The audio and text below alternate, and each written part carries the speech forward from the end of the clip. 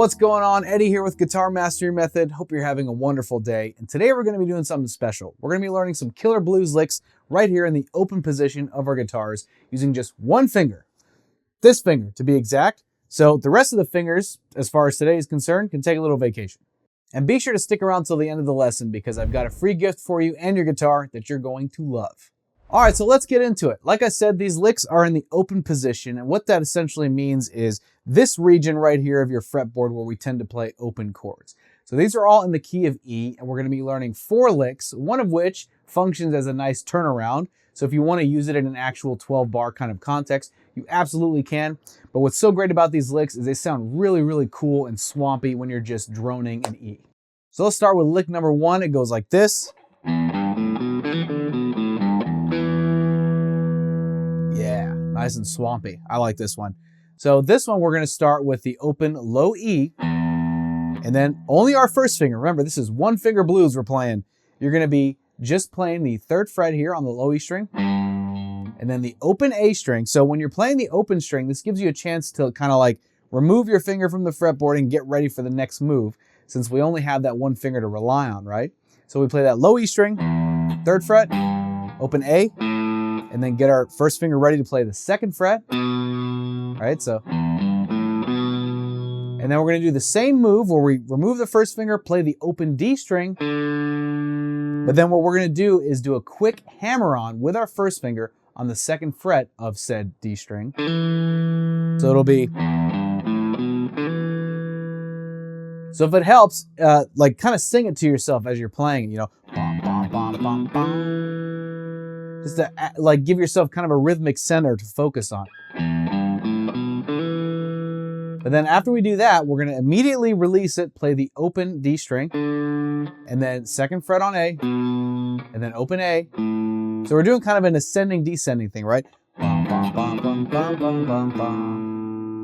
Almost done. Then we're gonna play the 3rd fret on the low E string and do a slight blues bend, right, to give it that extra stank. And then we play the open E. Oh yeah, and then we end it with the 2nd fret on the D string, which is an octave note of E, right? So when you sing it to yourself, right, as you try and play it,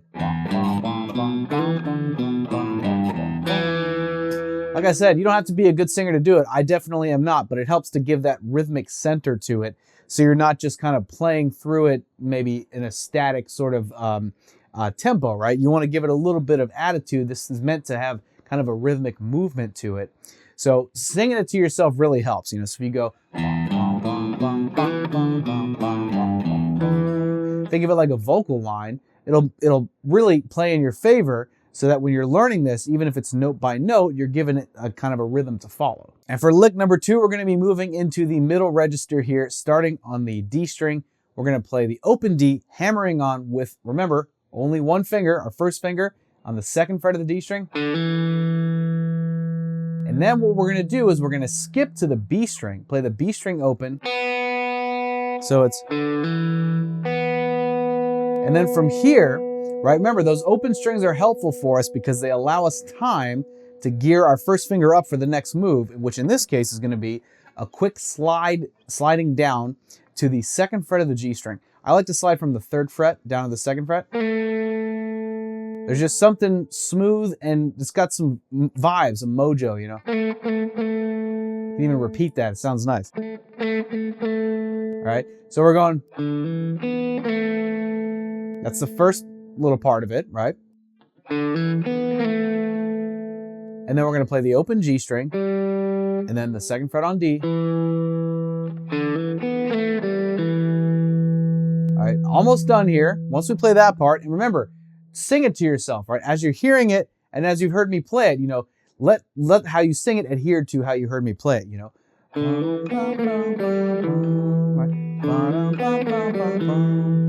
And then our last move is we're going to play the open G string and then hammer onto the 1st fret with our first finger, as we know, right? And then we play the open B and the open high E string. And it helps to let them ring. You know, it's like we're kind of forming a chord a little bit, right?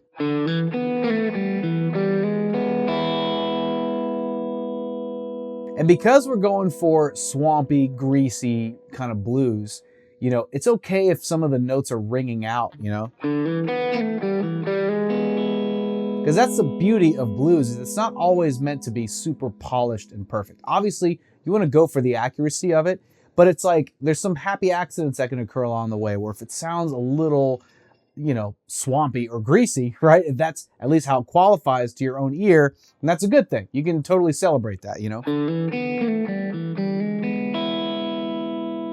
And by the way, these licks can be played as fast or as slow as you want them. This is more of a free form thing. Of course, you absolutely can use these if you want to throw them over a backing track, like a swampy blues and E kind of backing track.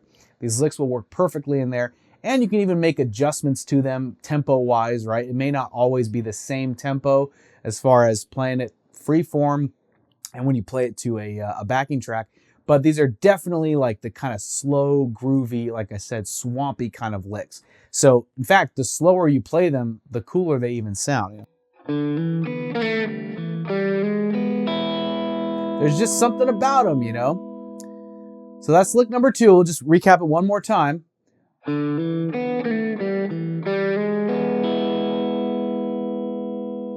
So it kind of starts off like a lick and then it ends implying the chord. And that's lick number 2.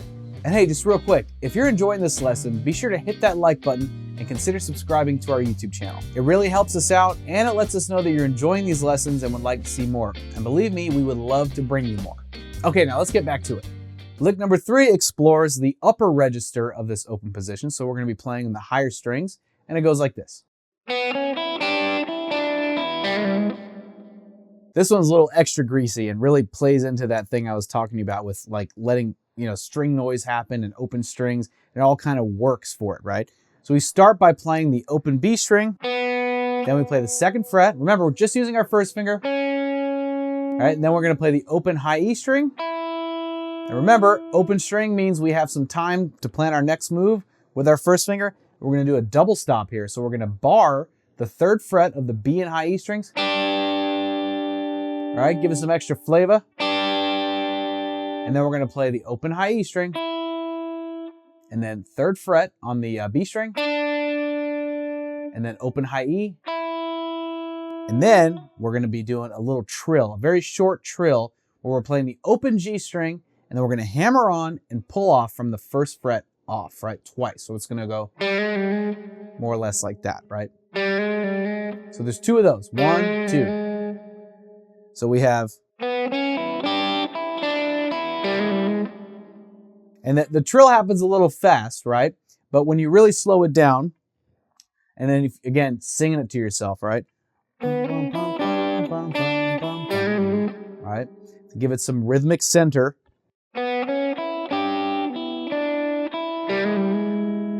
You know, and of course, like actually what I like to do, not what I just did there, right? I don't prefer to sustain that note and hold it. I just go and then just kind of mute it right after that. So what I'll do is I'll use the palm of my picking hand to mute the strings, you know, very SRV style, right? You know, I would do those quick trills. So it's similar to that, but you know, you don't have to go too fast with it, right? It's more of an effect, right, than an actual like melodic sort of content that you're playing there, right? So the lick in its context one more time. Now remember, all the open strings give us time to plan our next move. So when you're working this bit by bit, right? And then open string, give us time to bring our first finger in. And then another open string, give us time to bring the finger in. Then open string again, and then... So you see how with every open string, my first finger is moving, gearing up to do the next thing. So that way you're not frantically jumping, you know, even with just 3 frets in the open position, it can be stressful jumping around with your first finger. So it helps to really consider that when you're using those open strings, you're giving yourself the room and the space that you need to, like I said, plan your next move with just that one finger. And last but not least, we have our turnaround lick, which goes like this.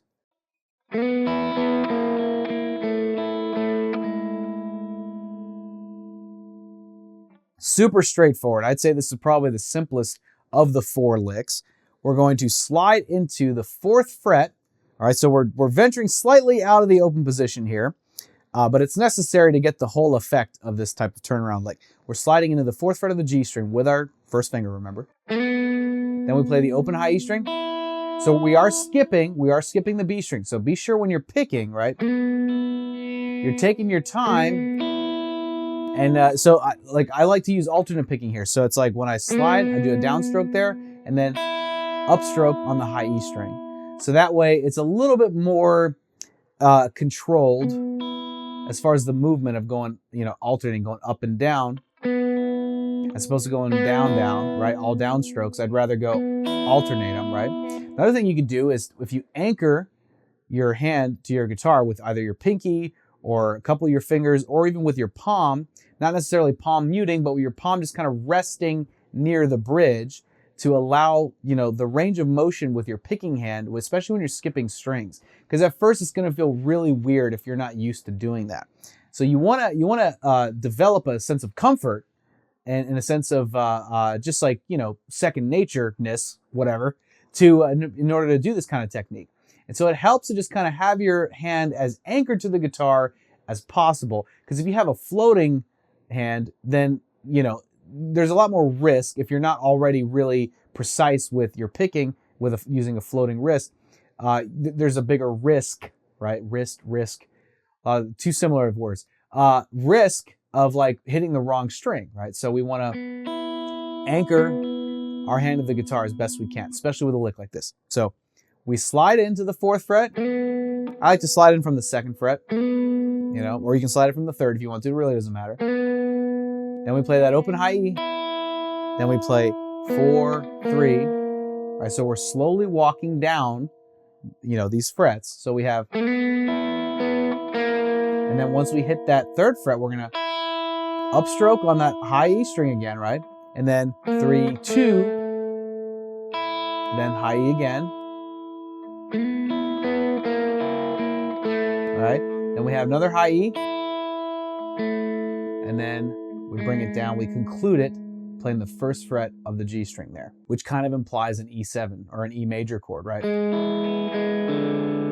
Which if you wanted to, since again, we're only using one finger, so as tempting as it might be, I mean, you totally can play an actual, or an E7 chord if you want to, right? It's just executing these licks with one finger is the point. But if you want to still keep on with that, like if you're trying to show off to a spouse or a friend of yours and you're like, I can play all these with one finger. You want to be able to, even add all the little liberties and stuff in the same way. So if you want to actually imply an E7 chord, you can play the, you want to avoid playing the A string, right? Because playing that open won't really work. So you want to just play the D string down, and then you can maybe, there we go. Then maybe the open E string. And, whammy if you got him. To give it a little effect there, right? Or Bigsby if you got him in this case. So it's a nice little conclusion kind of lick, but it's also a great turnaround to just keep the whole train rolling. And now to recap, I'm going to play those 4 licks, each one slower and then a little bit faster. So starting with the first lick.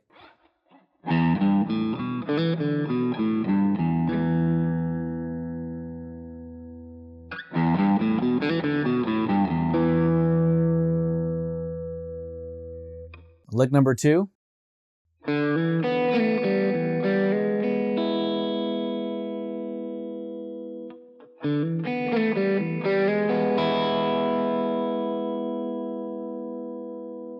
Lick number 3.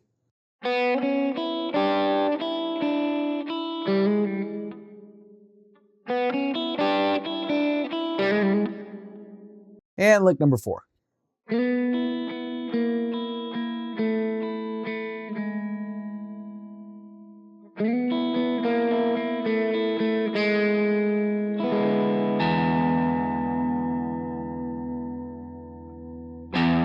Remember that these licks are really versatile, so you can use them over a backing track if you like, or you can just play them on your own. One thing I like to do if it's just me and my guitar, I'll just drone a low E string, or I'll play a driving kind of blues rhythm with that open E string and then just pepper those licks in.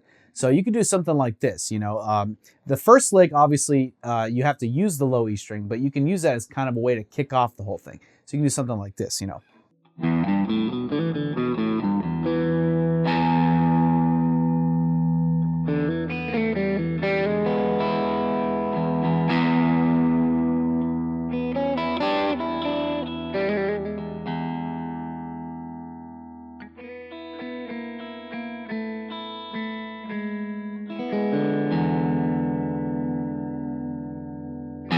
So now you've learned some kick-ass open position blues licks to add to your bag of tricks. And what's even cooler is that you can execute them with just your index finger. But of course, these one-finger blues licks merely scratch the surface of blues guitar in general. There are even more kick-ass blues solos and rhythms that await you beyond this lesson. And how do I know that, you might ask? Well, you remember that free gift I was telling you about? Here it is. This is a free blues guitar solo heat map, and it is jam-packed with all the information that you need to play spicy, red-hot blues solos all over that dang fretboard, just like your favorite blues guitar players. So be sure to click here to claim your copy or check the link in the description box. I think it's important to keep the spirit of blues guitar alive, especially in this modern age. But no matter how far into the future we get, I personally believe that blues guitar is still going to be alive and kicking.